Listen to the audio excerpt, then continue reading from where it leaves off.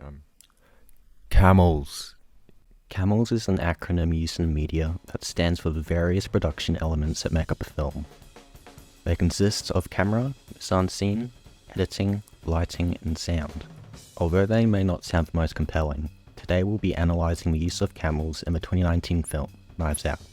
And hopefully by the end of this, we will at least have a rough understanding of what CAMELS are and how that without them, films would not be possible. Knives Out came out in 2019 and was directed by Rian Johnson, right after he directed a very highly praised and beloved film. It was distributed by Lionsgate Pictures, and while on a budget of $40 million, it easily made back the money by grossing $311.9 million in its worldwide box office run, and doing so while winning numerous awards. It's a part of the mystery and whodunit genre, and it stars Daniel Craig, known from his famous portrayal as James Bond. He plays the world's greatest detective, Benoit Blanc. Now, Knives Out is a great film, and as a self-proclaimed cinephile, aka someone who watches too many movies, I was quite impressed with what Rian Johnson was able to do with this film, considering with the budget he was given. And it also makes me wonder what the hell he was thinking in 2017. The film centers around the mysterious death of profound novelist Harlan Thrombey, portrayed by Christopher Plummer. But his private investigator, Benoit Blanc, recognizes that something just quite doesn't add up. We follow him as he investigates the dysfunctional Thrombey family and the circumstances surrounding Harlan's death. Knives Out appeals to society and their beliefs by weaving social commentary within the film. As the story unfolds, we get to explore the themes and ideas of social class and inequality, subtly critiquing the attitudes and the behavior of the privileged towards those less.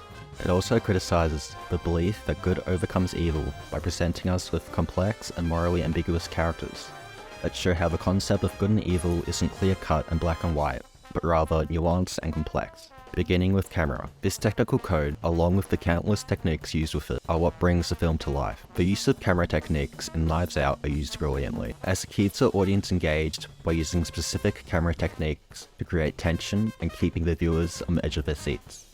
A great example of this in Knives Out is the very first shot of the film, where a low-angle shot is looking upon Harlan Thrombey's mansion, portraying the grand scale of the building and making the audience feel a sense of inferiority and intimidation. This establishes the tone of what to expect next, as we segue into the dire discovery of Harlan Thrombey's dead body, slumped against his couch with his throat slit open.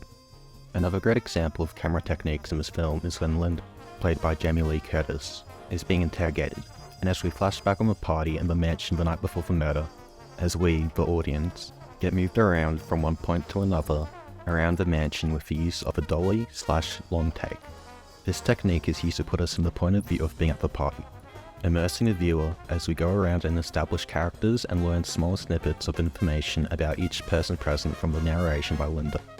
This technique is also used to further emphasize the grand scale of the mansion and makes it seem lived in and full of character, rather than just being a blank set.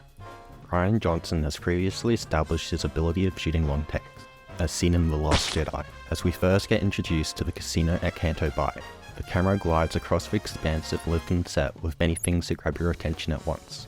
Next up is acting, the performance given by the actors to portray their character.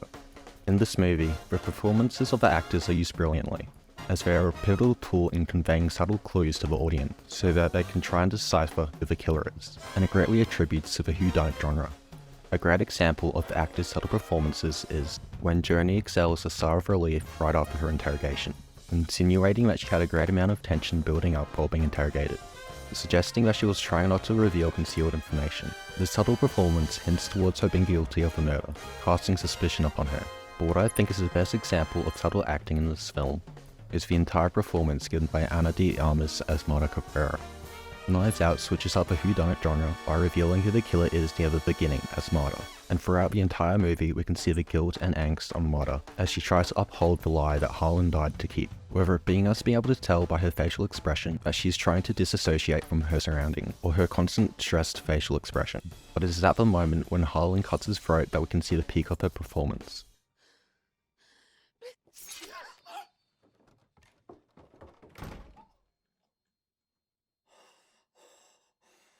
It's after this point she begins to bounce her leg to cope with the feeling of unease, a visual clue that tells us exactly how she is feeling without directly saying it.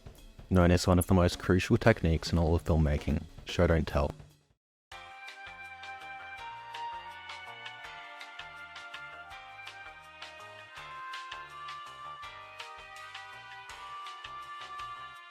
It is Marta's fidgeting that leads to this moment. Benoit Blanc looking down at Marta's shoe, stained with the drop of Holland's blood. It is at this subtle moment that Benoit knew that Marta had something to do with the death of Holland Fromby. Mise En Scene is a French term that refers to everything that appears before the camera. It includes composition, sets, props, actors, and costumes.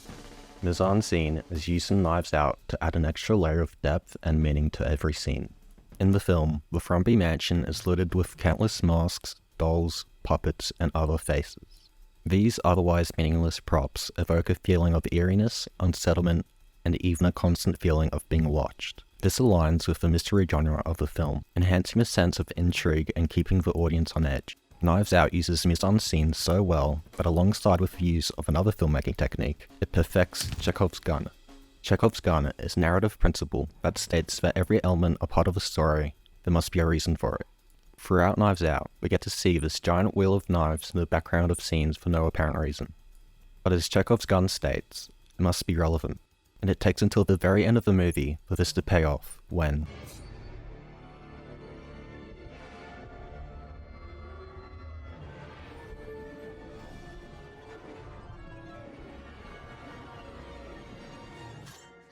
Next is editing.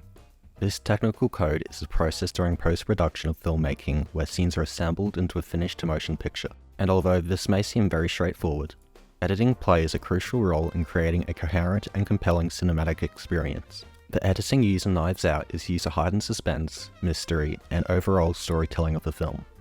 A good example of editing used in Knives Out is right after the dead body of Holland Fromby is found, and we transition to Marta waking up in bed. This editing choice evokes the sense that Holland's death was all but a bad dream, and subtly implies the uncertainty and deception that is to come. Another great example of how editing is used to improve the storytelling in Knives Out is in the scene when Holland details his plan for Marta to escape from the scene of a crime.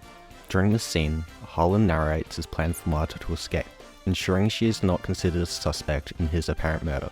And as he narrates, the great editing takes center stage, as we get to see Marta perform the harrowing escape from the Fromby mansion. This voiceover montage is used to help save time and maintain the tension of the film. Now for lighting. This technical code refers to the direction, quality, source, or color of light. It is crucial in setting the mood, emphasizing visual elements, and conveying emotions. The lighting in Knives Out serves as a tool for creating an atmosphere of suspicion, tension, and unease. A prime example of this can be seen during Walt's flashback of him getting fired by his father. This scene is shot in very shadowy and harsh lighting, which is used to emphasize the strained relationships and conflicts between the father and son. Its use makes the audience feel uneasy, and with the revelation of a possible motive for Walt killing Holland, it raises suspicion upon him as a suspect for the murder of his father. Throughout the movie, we get to see the Fromby mansion illuminated by warm yellow lights. This deliberate decision to choose such lighting was done to make the audience feel comfortable and relaxed. But in the scene when the Fromby family have a heated debate about politics in their living room, the once comfortable and inviting atmosphere is now contrasted against the hostile nature of their conversation. This creates a sense of unease and heightens the tension by prompting the audience to keep on guessing about the underlying family dynamics and motives at play. And finally, sound.